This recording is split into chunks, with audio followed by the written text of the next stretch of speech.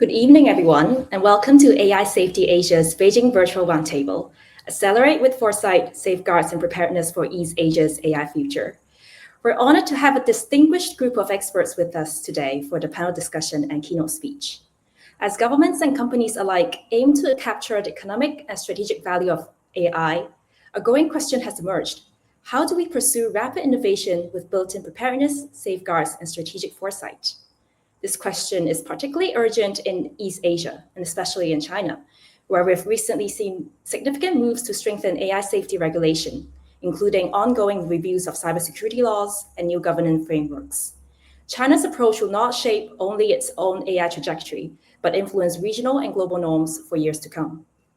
For today, we'll begin with a keynote address, followed by a panel discussion, and then open the floor for Q&A.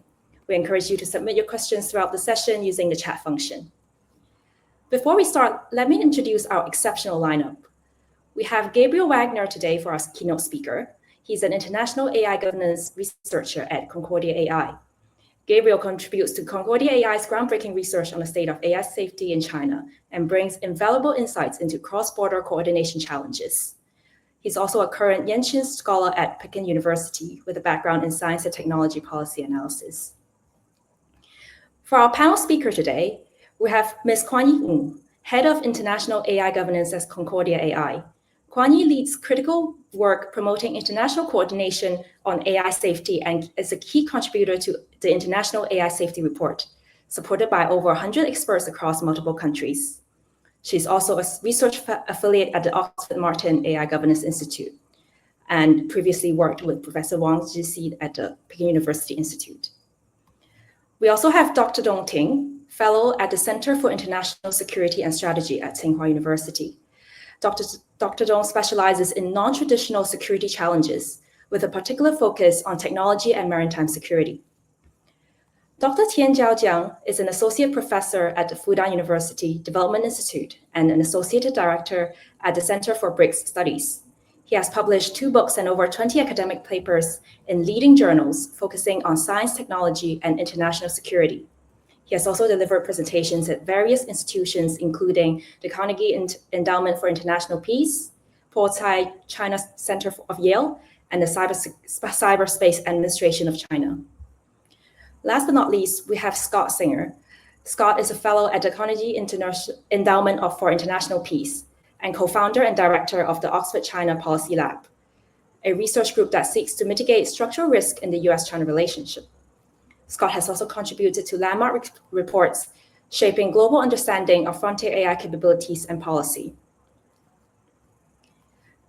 Today's conversation will be moderated by Yolanda Ma. Yolanda is an award-winning cross-disciplinary professional with more than a decade of experience in digital transformation, international development, and media innovation. She currently serves as the program lead of AI and Innovation Concentration for the Master of Journalism program at the University of Hong Kong. Yolanda has spent almost a decade with the United Nations Development Program, where she advised developing countries globally on their national digital policy. We have an extraordinary panel assembled today, and without further delay, let me turn it over to Gabriel Wagner for our keynote speech.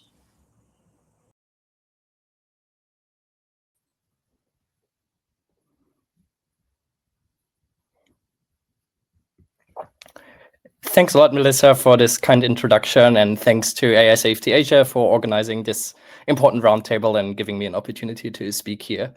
As Melissa said, I'm a researcher at Concordia AI, which is a social enterprise focused on AI safety and governance with offices in Beijing and Singapore.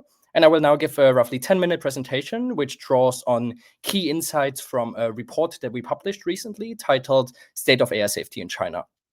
I have worked on this report together with my colleagues Jason, Kuan Yi, and Brian at Concordia AI. Our report is structured in 5 sections, as you can see on this slide here. And starting with China's domestic governance, we found that overall, China does not really view capabilities development and safety as zero-sum. One quote that illustrates this point quite well comes from the Chinese Executive Vice Premier Ding Xuexiang, who said that, quote, "If the braking system isn't under control, you can't step on the accelerator with confidence." And just for context here, Ting is the number 6 official in China, and he's the most senior official in charge of science and technology. That said, AI safety has really been elevated to a top national security and public safety concern over the past year in China. This February, China has published an update to its National Emergency Response Plan, and the new version now also includes AI, alongside concerns such as cybersecurity, biological security, and natural disasters, which suggests that AI is not viewed simply as a content control issue. Then in April this year, China's top 24 officials in the Politburo held a study session, which for the first time since 2018 focused on AI. And in the session this year, President Xi noted that while AI brings unprecedented development opportunities, it also brings, quote, unprecedented risks and challenges. And if we kind of compare the meeting readout of this Politburo study session to previous high-level statements on AI safety in China, the safety content really was much more detailed this time. For example, the readout described distinct stages of AI governance, such as risk monitoring, early warning, and emergency response. Let's now turn to laws and regulations in China. The Chinese government first announced plans to work on a kind of overarching dedicated AI law in 2023, but we don't expect such a law to be passed in the very near future.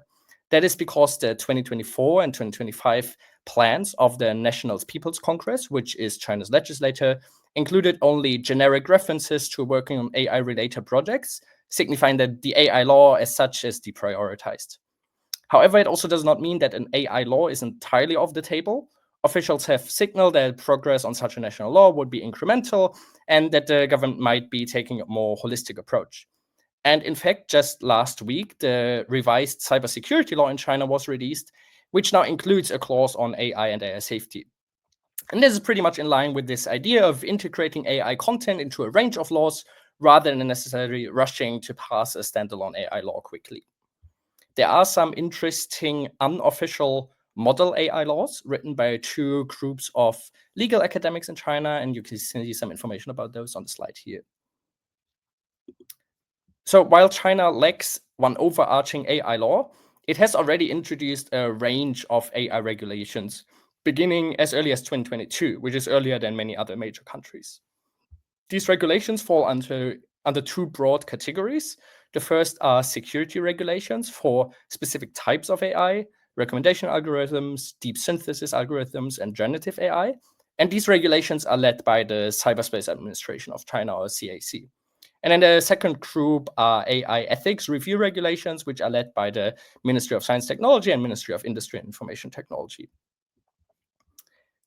I will focus on the security regulations by the CIC, and the key point of these regulations are that they introduced an AI filing and registration process, which is a highly involved process as shown on the slide here.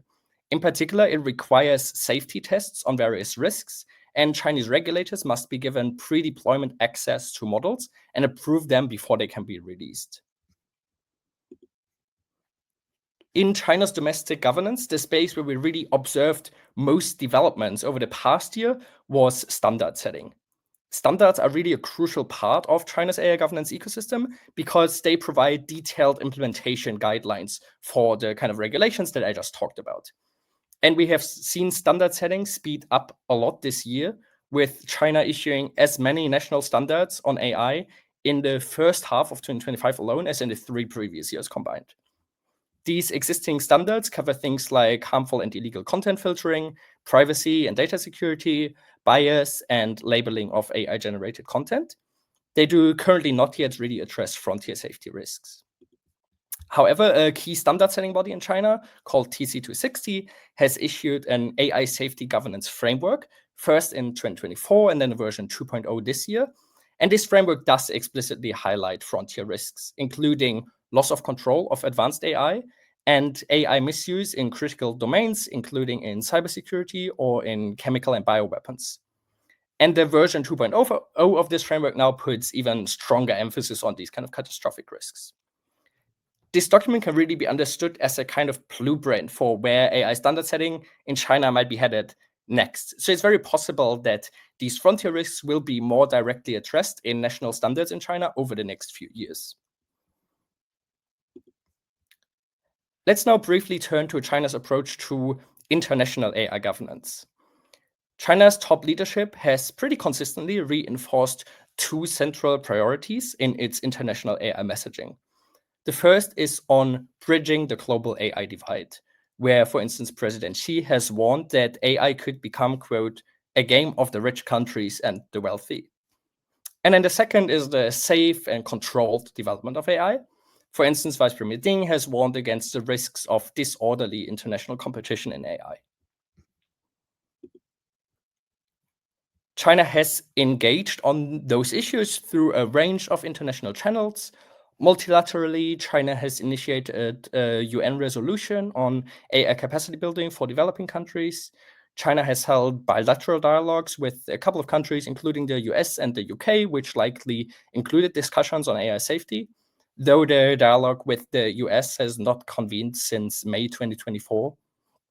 And in the meantime, there's also a solid and large network of unofficial Track 2 dialogues that tackle key frontier AI safety areas, such as defining red lines that AI should never cross. In our report, we also look at technical AI safety research coming out of China. We've created a public data set of frontier AI safety papers released with substantial contribution from Chinese authors from April 2023 through to May 2025. And as you can see here, Chinese institutions have really significantly increased publication of frontier AI safety papers over the past year to now roughly 26 papers per month, up from 11 papers a month a year before. The broad research directions have stayed roughly the same and are dominated by alignment and robustness research. However, we have seen quite strong growth in topics that are particularly frontier, such as the interpretability of large language models or alignment of superhuman AI. In our report, we also really dive into Chinese experts' views and discussions of AI safety. I don't have time to go into detail here, but in short, discussions on frontier AI risk really took off around the world in 2023. And that is also when they started becoming more prominent in China. And since then, we have really seen how perceptions of AI risks by Western and Chinese experts have converged even further. Finally, we will briefly look at voluntary safety actions taken by the Chinese industry. 22 Chinese companies have signed safety commitments, which were released by one of the most important AI industry alliances in China. And the content of these commitments is quite similar to some international similar initiatives, such as the Frontier Safety Commitments launched at the Seoul AI Summit, which also 3 Chinese companies have signed as well.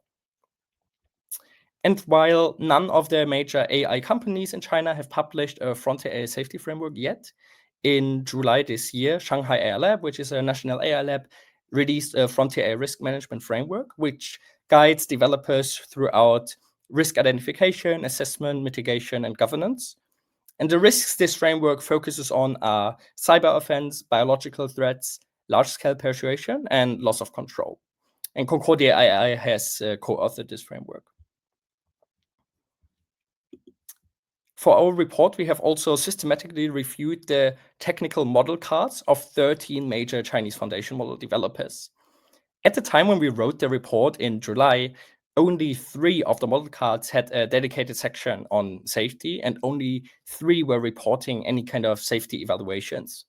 However, since the publication of our report, we were quite excited to see that the new DeepSeek and Kimi model cards had much more detailed safety sections and included evaluations for risks, including misuse in bioweapons and cyber attacks.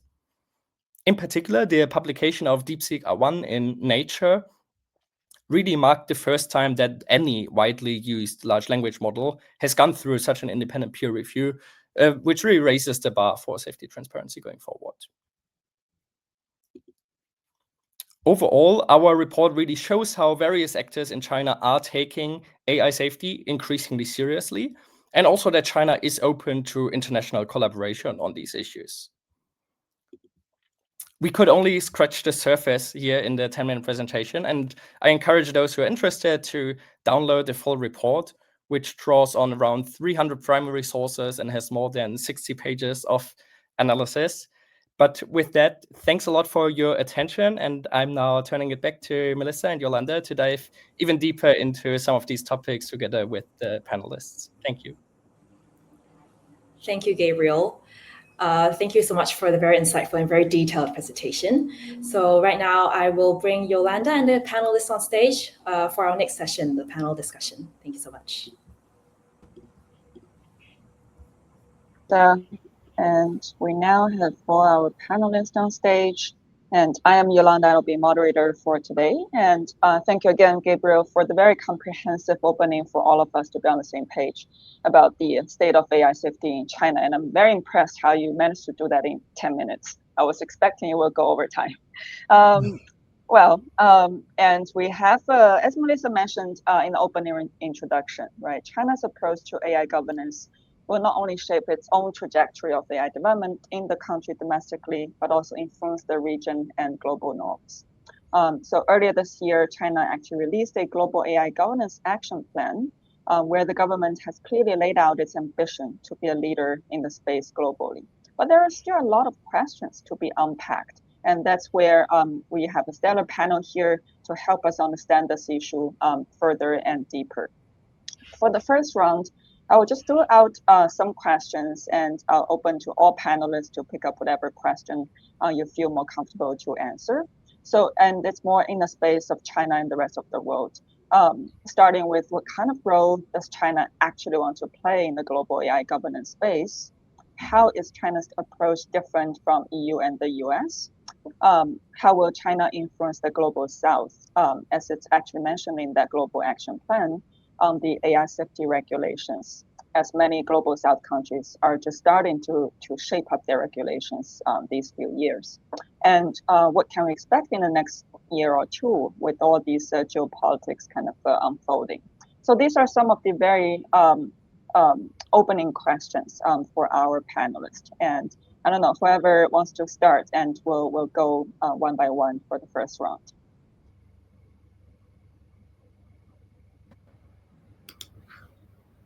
Connie, I saw you unmuted. Do you want to jump in? Sure. First, thank you, AI Safety Asia and Professor Ma for having me on this panel. It's a real pleasure to be here tonight. But Professor Ma, earlier when you mentioned China's ambition to lead in AI, I want to address, I think, a commonly held misconception by the public when we talk about China's ambition to lead in AI. People often assume that the US and China are racing towards this idea of AGI or superintelligence, but that's not really what's happening. We don't see clear evidence that the Chinese government and AI ecosystem is thinking about and pursuing AI in the way Silicon Valley labs are, in this idea that whoever builds AGI first gets some kind of winner-takes-all strategic advantage. And so while Chinese companies are certainly building strong and often open-weight general-purpose AI models, they operate on much smaller budgets than their American counterparts and are often more focused on applications and commercial returns. And so what I'd say China's really focused on is using AI to drive economic growth. So integrating it across industries, manufacturing, services, what is termed the real economy. And the recent AI Plus initiative is an example of this approach in action. And the upcoming 15th five-year plan will be another driver for these efforts. The Chinese government has also often emphasized the importance of balancing AI development with safety. And we see this incorporation of safety in existing legislation. So for example, just last week, China released its revised 2017 cybersecurity law and added an article, Article 20, that calls for improved AI ethics guidelines and enhanced risk monitoring, evaluation, and safety oversight. And just finally, on internationally, China is open to collaboration. This May, the government launched a bilateral AI dialogue that Gabriel mentioned earlier with the UK. Esteemed Chinese scientists have also contributed to major international efforts like the International AI Safety Report or backed the Singapore Consensus on Global AI Safety Research Priorities. And most recently, in a meeting with President Trump on the sidelines of the APEC summit, President Xi also said that there's good potential for the two countries to work together on a variety of issues, including AI. So I'd be happy to discuss prospects for this international coordination on AI safety later in the discussion. Great, thank you, Connie. Since your point ended on the Xi and Trump meeting, I don't know, Scott, if you want to jump in here for a little bit more elaboration on that point. Absolutely. I mean, it is notable that in the APEC meeting that there was a mention of the potential for collaboration between the US and China on different parts of AI. I think that this conversation in general is very nascent. There are a lot of questions about exactly how that may come about and what areas it makes sense for, otherwise geopolitical competitors to find areas of much needed cooperation. Zooming out, I think that there is a pretty interesting difference in terms of how China has positioned itself in response in many ways to the U.S. China's positionality really embraces multilateralism. It embraces an open source ecosystem. There's a large embrace of the UN. There's a strong focus on global capacity building in the global south. You see this in sort of the beginnings of what I would describe as a set of initiatives that are really aimed at building China's global AI strategy. We see it with the sort of fleshing out of the Global AI Governance Initiative through the Global AI Governance Action Plan, the AI Plus International Cooperation, which was announced at the UN in September, as well as the World AI Cooperation Organization, which was announced by Li Jiang in July. And so I think that all of these are sort of interesting developments to follow that sort of strongly indicate a focus on diffusing technology, as Kwon Yi says, in the real economy today. This is an approach that I think that China sees as having potential to shape, diffusion globally, and where exactly and how that manifests and how that intersects with different global governance initiatives will be an important question. Great. Thank you very much for the additional insights. Professor Jiang and Dr. Dong, do you have anything to add from both of you, one of you based in Beijing, the other based in Shanghai? Any insider insights you wanted to share with us? Yeah, thank you, Chair, and thanks to AI Safety Asia for this invitation, and I'm really honored to be here. And I also like to thank my colleague from Concordia for that comprehensive introduction on China's domestic AI development and governance policies. So that was great. But I really, I guess our audience would wonder, so what's really driving all these policies? And our chair just mentioned the Global AI Governance Initiative that we released in this July, and as Kwon Yi just put it, I also want to be very clear about this. This is absolutely not about laying out ambitions to become a global leader, right? If we just look at the initiative outlines itself, right, it has 13 specific actions, and each and every one of them is about collective global action, right? For example, if we're calling for international standards on AI energy and water efficiency, we are calling for accelerating digital infrastructure development. And in the safety governance area, we are calling for the establishment of a testing and assessment system based on AI risk levels. So I think these are not things China can accomplish by fiat or just throw our efforts alone, right? So our goal is very clear, is to promote a safe application and adoption of AI globally, right? So to achieve that goal, China contributes innovative concepts and sort of designs and takes concrete actions as a responsible major power. So I think that is our role in global AI governance, right? So no matter how the technology evolves or how the international geopolitical environment shifts over the next year or two, I think China's commitment to this role and to this direction will remain unchanged.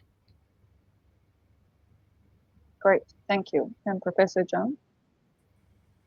Yes, thank you, Chair, and thank you, my colleagues. I think I agree with most of your points. I just would like to add that, AI is something different. It is, for the first time, I think China really has the opportunity to maybe become play a leading role of to make the international norms or the future international regulations. I'm not saying that China has already been that leader in AI. It has a long way to go, but at least I think China has the opportunity now. So I think not just Beijing, but everybody involved, every companies, and even the public, I think everybody is very serious about the AI development. And the second point is that I think China has its own philosophy, a very maybe special strategy in promoting AI development and also global governance, AI governance issues. For example, China emphasizes balance between development and safety and security, just like what our colleagues mentioned at the very beginning. I think this demonstrates the Chinese philosophy in dealing with the emerging technology. We can have a lot of evidence and can refer to a lot of policies in the following discussions. And I also would like to add that I think China will keep embrace the open source model, open source community, and also have further cooperation with Belt and Road Initiative countries and also BRICS as CO countries to promote the Chinese way of developing AI and balancing development and security. And finally, if everything goes smoothly, I think China will try to build the international consensus in global AI governance. That's what I expected. Great. If I can actually push you a little bit on that, you mentioned about Chinese way of AI development. I think for many people, it's not that clear what does that actually mean.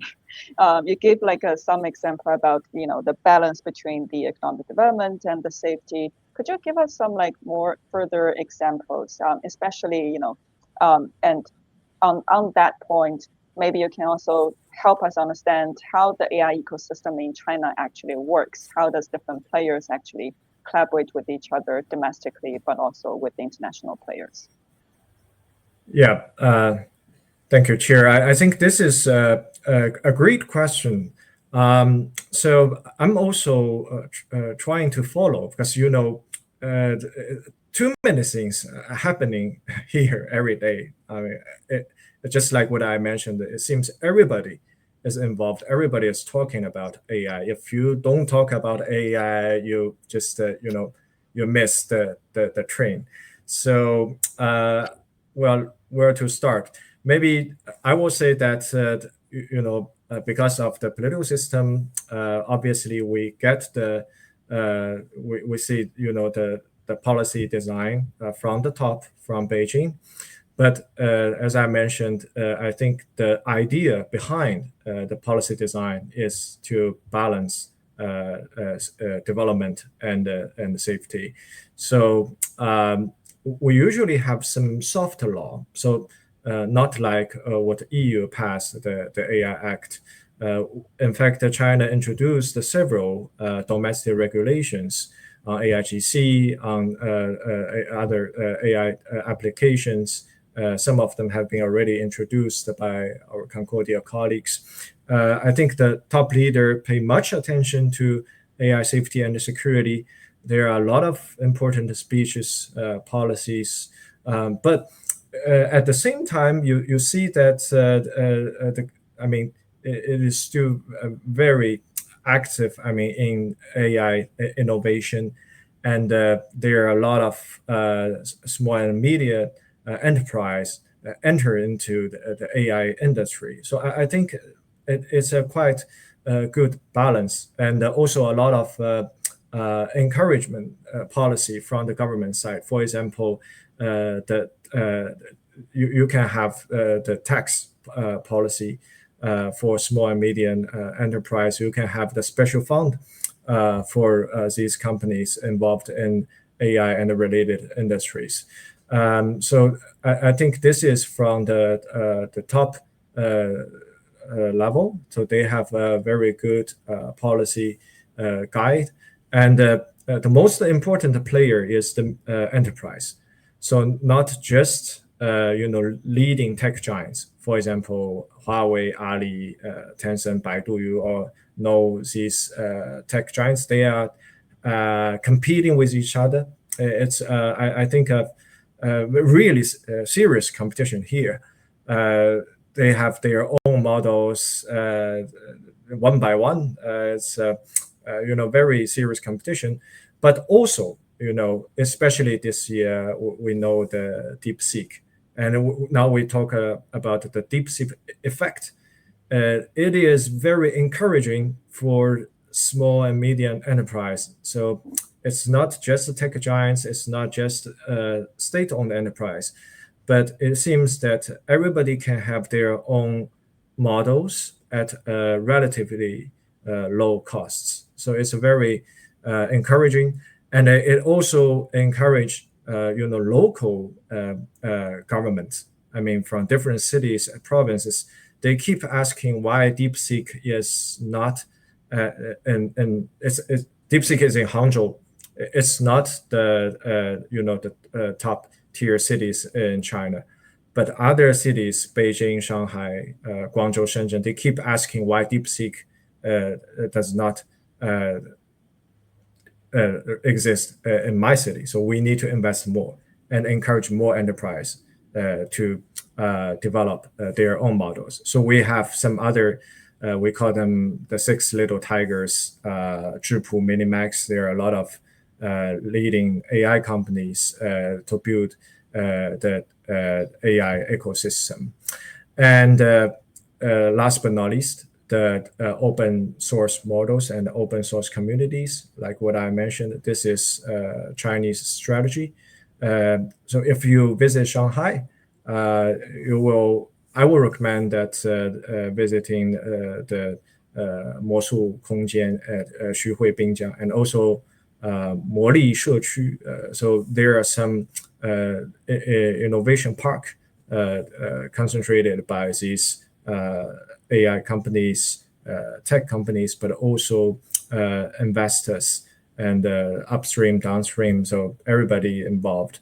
So this is quite, I think, just like what I mentioned at the very beginning.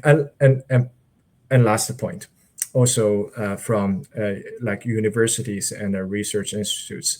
From my university, we can have over 100 courses on AI, and every students, undergraduates, graduates, no matter what kind of subject they are in, they can choose these courses, and as long as they meet the credit needs, they can get another diploma, an AI major.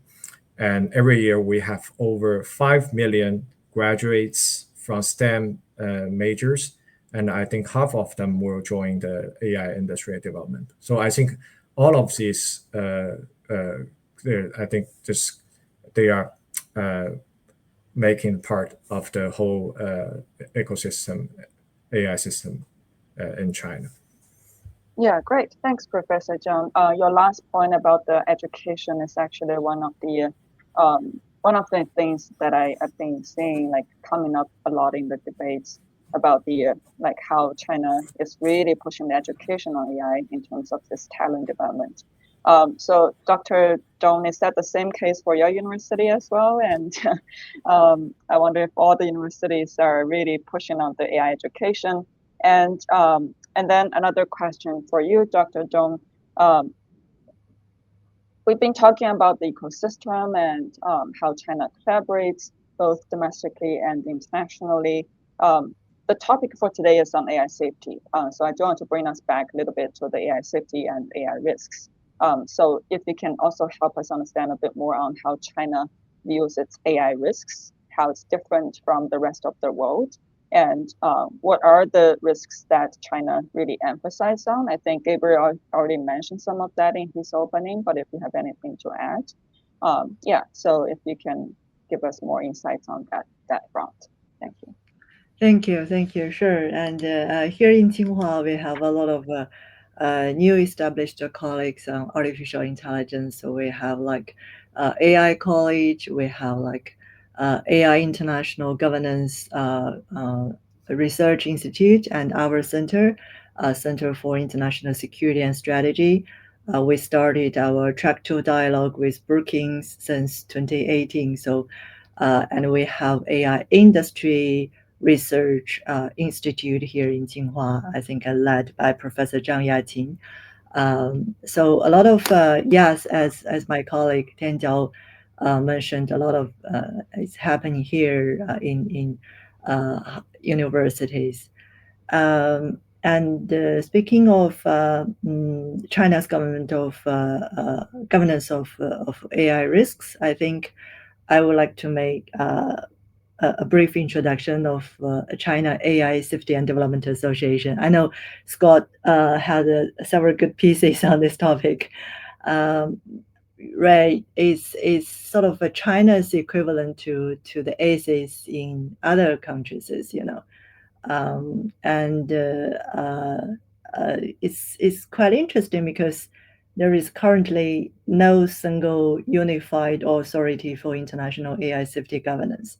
So this AI safety summit has emerged as this really important mechanism, right? This is a sort of a long story because UK just started this with the first summit at Bletchley Park, and they were also the first to establish AI Safety Institute, and other countries with rapid developing AI quickly follow suit. So by the second summit in Seoul, 11 ACEs had formed this international network focused on accelerating AI safety science globally, right? Like promoting collaboration between institutes or even co-developing AI model evaluations together. So China realizes and believes these collaborative efforts are quite essential for our safe AI development. So that is why with government support, we established our own AC, our CNISTA, to work alongside this international counterparts. So, but it's very interesting to see how things evolve, right? So the UK's institute is now the Security Institute, and the US AC focuses more on standards and innovation, right? But whether it's security, standards, or innovation from China's perspective, these are all critically important, right? And China's understanding of AI risks and China's understanding of what to do about these risks fundamentally aligns with other countries in the world. So, but this, because AI safety is massive and they're very complex problem, right? And here in China, we have incredibly diverse ecosystem. So our AC is like sort of association, right? We bring together like world-class universities like Fudan, right? Like Peking University and Tsinghua. And we also have national labs like Shanghai AI Lab, and we have CAICT, which bridges government and industry. I think this sort of like a consortium structure, right? Is really sort of China's strength on AI governance, because based on this, we can comprehensively cover every dimension of AI safety, right? Because like risks in models, risks in applications, and spillover social risks. So each and every member's work fades into our collective impact. Next month, the CAICT will release their best practice cases from Chinese companies. So we will say a lot of tangible cases, right? Like what Chinese companies are really doing for safety on a day by day. So it should be very interesting. So, and which risks China emphasizes a lot, I think I would reframe this question a little bit, right? It's really about what we are governing risks for, right? So China's fundamental goal, like I said before, in developing AI, is promoting AI for good. advancing social and economic development. Kwang Yi put it in her opening remarks. And I think ultimately we want to benefit our people. So we focus on governing all these sort of risks that could derail our vision, right? Like risks that prevent beneficial AI, that obstruct development, or those could harm people's well-being. So specific risk types and priorities evolve as technology develops, right? Because if I don't know if you noticed it or not, this year I would say they just listed very clearly that the risks of CBRN in their guidelines. So I think just because we emphasize one risk at a certain stage doesn't mean we ignore others, right? It's all about primary and secondary priorities at any given moment. Yeah, definitely. Yeah, it's always a very evolving and sometimes evolving very rapid space. Thank you very much, Dr. Dong. And Kwang Yi, do you think what the consortium structure that Dr. Dong just kind of mentioned and described and the ecosystem that Professor Jiang mentioned earlier also works for the frontier AI risks that's also mentioned in the report that Concordia worked on? Tell us more about the frontier AI risks. There are some areas that we haven't quite discussed yet today.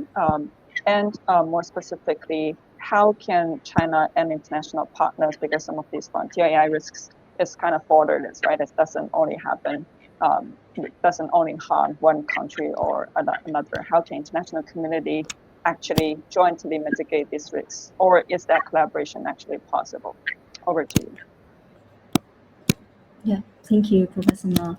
I think, frankly, we don't expect countries to agree on everything, but all countries, international society have shared vital interests in preventing risks that transcend borders and pose serious threats to national security and public safety. So what we might sometimes term frontier AI risks. And so to give a couple of examples, you could take the intersection of AI and biosecurity. In a recent update of the International AI Safety Report, we found that AI systems could soon help users develop biological weapons much more easily, and current language models could help troubleshoot virology protocols better than 94% of human experts, and access knowledge that human experts previously considered incredibly rare. To give another example, you could take AI-enabled cyber attacks. So again, in the report update, we noted that the UK's National Cybersecurity Centre is 95 to 100% confident. And again, it's very rare that governments have such high levels of confidence in these issues, but slated 95 to 100% confidence that by 2027, general purpose AI will make cyber offense much more effective. And we're already seeing LLM agents autonomously discovering zero-day vulnerabilities. And generally, AI agents could make large-scale cyber attacks cheaper and much faster to conduct. Again, risks like these won't stop at national borders. So building on this, I would suggest 2 pillars for cooperation. One, and adding on what Professor Jiang mentioned earlier about international consensus, I think it's important to build common scientific understanding on the risks and capabilities of AI so we could take more informed action. So scientific initiatives like the International AI Safety Report, MIT's AI Risk Repository, and the UN AI Scientific Panel established by the Global Digital Compact could provide useful knowledge to bridge the gap between the very rapid pace of technical progress and research and policymaking. I think AI safety evaluations are also important here for providing early warning for dangerous AI capabilities and propensities. And while the science of AI evaluations is still young, this is why we need international collaboration to share best practices. So China's Global AI Governance Action Plan, already talked about earlier, calls for shared platforms for mutually recognized AI safety testing. And the Bletchley Declaration, agreed upon in late 2023, articulated international support for safety testing and evaluation of frontier AI systems. So there's already clear international appetite here. To facilitate this, Concordia has developed an AI risk management framework with Shanghai AI Lab, assessing state-of-the-art models on several frontier risk domains. And we've also recently launched an AI risk monitoring platform, evaluating frontier models from China, the US, UK, and France across cyber offense, biological threats, potential loss of control, and chemical threats. Second pillar I'll point out is strengthening mechanisms that can stabilize international AI relations. And I think a key to this is building and strengthening dialogue channels like the China-US Track 1 dialogue and the International AI Safety Summit started by the Bletchley Park process. These dialogues can focus on establishing strategic restraints, for example, agreeing to certain boundaries, certain red lines not to cross in AI development. And they could also establish mechanisms for mutual assurance. So for instance, they could establish measures for emergency preparedness and robust incident response, which is recognized in both China's Global AI Governance Action Plan and America's AI Action Plan. This could look like taking lessons from traditional emergency management practices that are applied for things like natural disasters and apply them for AI, like developing emergency plans, holding response drills, and establishing incident report protocols. Maybe just to wrap up, I would like to underscore that nothing about the current trajectory of AI development and geopolitical relations is inevitable. So how general purpose AI gets developed, by whom, who benefits from it, the types of risks we expose ourselves to, these and many other questions depend on the choices that societies and governments make today and in the future. So when we talk about competition between countries, it could also be a competition to distribute the benefits of AI to society and not a race to the bottom on safety. Thank you very much, Kwang Yi. And I really appreciate how you laid out the international appetite to work together on this issue. And Scott, coming to you, do you think that kind of international appetite also applies in the US-China relationship on the space? And tell us more about your insights as a China observer, but based in the US. Absolutely. I mean, my sense is that, for all of the differences, including those that I highlighted earlier about the US and Chinese approaches to AI, there's striking similarities in many ways between how the governments are approaching, managing a rapidly emerging technology.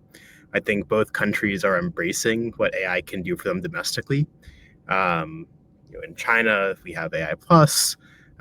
This could do potentially a lot of good in terms of increasing the economy and improving people's lives now.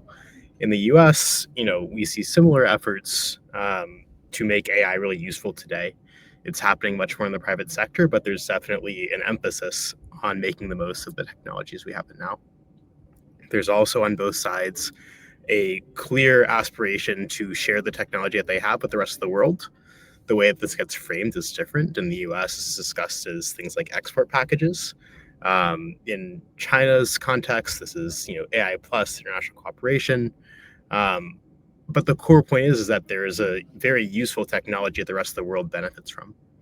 And then maybe a third point where there's really substantial overlap is that I think that, frankly, in both sides, there is a relatively muted conversation on safety, but that in both governments that there's a real acknowledgement that this is an important question to be reckoning with. And so I think about, for example, looking at the T260 framework mentioned recently, AI Safety Governance Framework 2.0, and it's pretty striking in a lot of ways how similar the risks that China is concerned about are to a lot of Western interlocutors. Professor Dong's point earlier, the relative emphasis of some of these risks will vary, both in countries and across different researchers. There is a lot that we don't know about this technology and the prospective risks that they may bring. But it is worth acknowledging that, seeing in this document, looking at labor market risks, for example, that's a really growing discussion in the US as well. Having a conversation that acknowledges both the benefits and the risks of open weight models, which this document does. Having a more robust discussion about rapid loss of control, where AIs escape human control potentially, very notable. And so where does this lead us? Is there a possibility to navigate this really challenging geopolitical environment to build consensus and cooperation? I think that there there are definitely avenues where we can make a lot of progress, and Kuan Yi really highlighted many of them. I would really underscore the importance of building a shared understanding of the risks. And there are going to be some areas of risks where there's definitely not going to be convergence, but there's going to be a subset where there is. The Internationalized Safety Report is just so foundational in all of this. And it's so exciting that there are researchers from really all over the world. China plays a massive role in this report, as do many Western researchers. And I think it's just the critical foundation to doing anything, whether it's early warning indicators, thinking about disaster response. You have to understand what exactly you're concerned about before you have any discussion. I think that there's a lot of promising exchange that has been going on and can continue among researchers to share best practices, thinking about general approaches to things like evaluations, as well as thinking about how policymakers are thinking about challenging AI governance questions. I think that there's a lot that the US can learn from China can learn from the US in terms of how you regulate a technology that's really tough. I think there's something to say for the importance of building situational awareness inside government, and how each country is doing that. In the US and in the UK, we have AI safety institutes. China has its own approach, which is really exciting to watch and see how it evolves. But having core expertise that is connected to an inside government able to help manage and respond to the risks is an area where all governments need to be talking to each other and figuring out exactly how to do that well. And the last area where I would underscore is that I just think it's really important to have a more robust conversation globally about testing and evaluations. And this is a really challenging and thorny question about how to do this well, given different national security priorities for different countries. But it is clear that there's a much more robust conversation that can be had, where if we can have a conversation about some set of risks that we think are important, some general approaches that have been successful to doing that, and making commitment domestically to making sure that before we release our models that we're building good evaluations and tests to make sure that, as far as we should be concerned, that these are going to be safely deployed models, especially given all the risks we've talked about. So reasons for concern, but also reasons for things to potentially improve as well. Yeah, absolutely. Building consensus is so important, but also difficult in many ways, not only between countries, but also between different players, even domestically over time. So thank you for reiterating that point. All right, so we are a little bit over time, and maybe I'll skip the originally planned final question and go straight to Q&A as I see some questions coming in. And there is one question about, which is probably will make our conversation more tangible, and Gabriel might be able to answer that. The question is about, what does meaningful preparedness look like in practice? What early warning systems, institutional mechanisms, or governance innovations should be prioritized? Gabriel, over to you. Yeah, thank you. That's such a good question. It's like the $1 million question in a way. Like, if I knew a perfect answer, I might not be on this panel. But I think like what one kind of approach one could take to answer this question is that we need to kind of clearly define red lines that AI shouldn't cross, or yellow lines that might be kind of warning indicators. And then we can assess whether kind of systems are already in danger or like close to crossing these lines. This is kind of the approach taken by the Shanghai AI Lab Frontier Risk Management Framework that I mentioned in my presentation as well, which was co-authored by Concordia, which kind of provides guidelines for exactly this. I think also another like interesting development I would just briefly bring in there is that TC 260, like a standard setting body in China, has recently published an emergency response standard, which I think also kind of gets at this question. And the standard provides a framework for kind of how to classify, grade, and then respond to AI security incidents. It kind of has 4 levels of risks, where kind of the especially major AI incidents would be things like large-scale AI misinformation really threatening national security. Then the second layer might be something like mass leak of personal data and so on. And then lays out detailed managerial and technical measures companies could take to respond. I think this kind of standard setting is still in a pretty early stage right now, and there's definitely lots of work to be done to improve all of these frameworks. But I think it could be a solid starting point. For instance, like the standard formalizes the kind of reporting channels through which companies would actually report such AI incidents with the government, to the government. I think that that's like important as a basic institutional foundation to have. Yeah, thank you. That actually leads very naturally to the next question, which is also about the relationship between the government and the private sector. So Scott, if I can put you on that one, how should the government engage with the private sector to ensure safety without stifling innovation? What does effective public-private partnership look like in practice? And where have we seen it succeed or fail? Scott?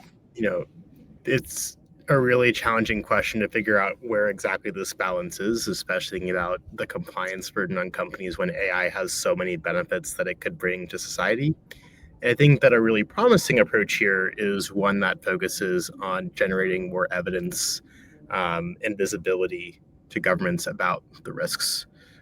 So thinking about the US context here, in California, we've seen an approach that has been called Trust But Verify, which speaks directly to public-private relations. And the idea here is that if you are someone who is building this technology, you just have a really deep understanding of the risks, and that should be embraced, and having some flexibility to accommodate that technical expertise is going to be important.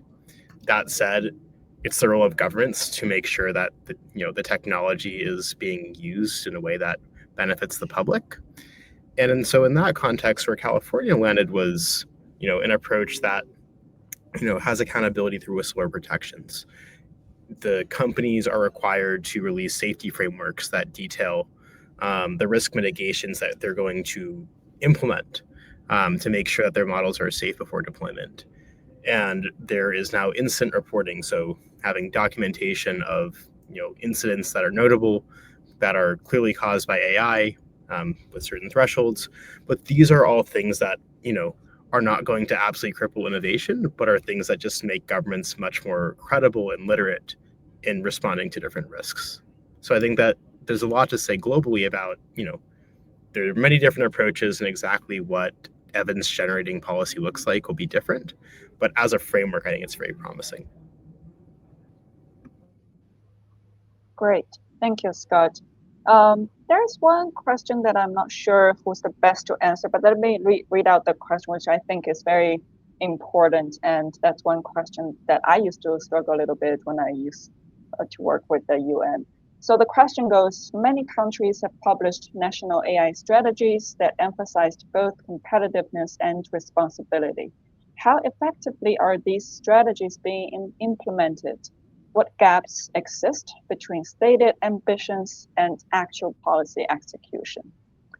That's a brilliant question. Who wants to take that? Well, yes, Go ahead.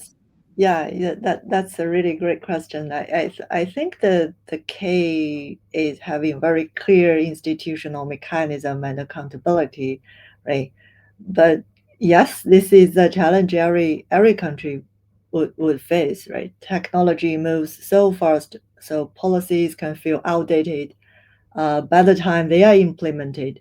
And that's why here in China, we emphasize agile governance, right? That's sort of adaptive approaches that involve with the technology. So it's not about perfection from day one, but creating like feedback loops between policymakers, developers, and users. I think in the meantime, international collaboration actually helps because when we share implementation experience, we all get better at closing that gap. And so that's why platforms like this are really so valuable. Great. Thank you very much. I wish we can keep keep this conversation going for another 3 hours, but unfortunately we are already at time and we have 1 minute left. And Melissa, hand over back to you. Thank you to our wonderful panelists.